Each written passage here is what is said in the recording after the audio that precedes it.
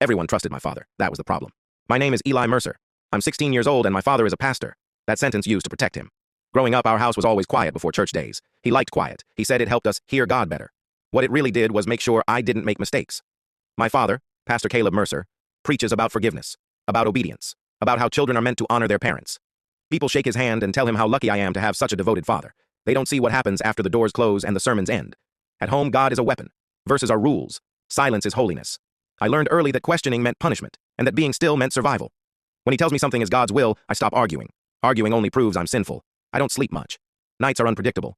I lie still and listen for footsteps, counting the seconds between creaks in the floor. When I need to, I leave my body behind and let it happen without me fully there. It's the only way I know how to make it through.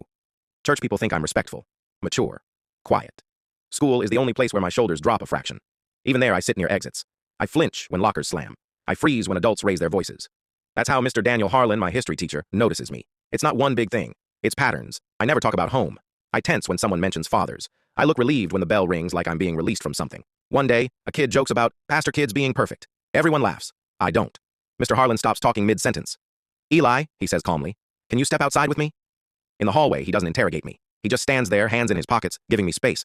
I might be wrong, he says, but you don't act like someone who feels safe. I try to lie. I always do.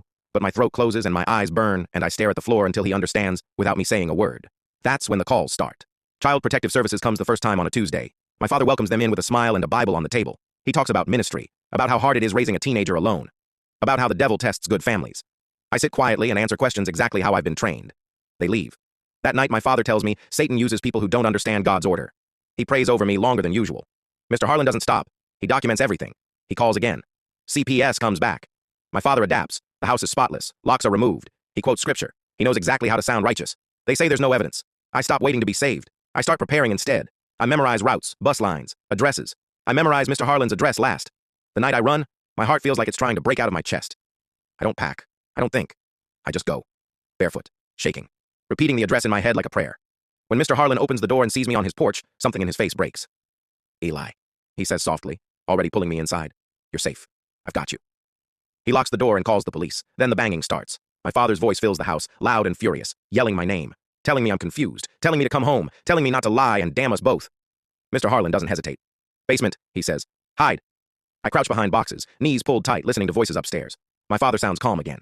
Reasonable. Holy. He talks about God and discipline and false accusations. Mr. Harlan doesn't argue theology. He asks simple questions.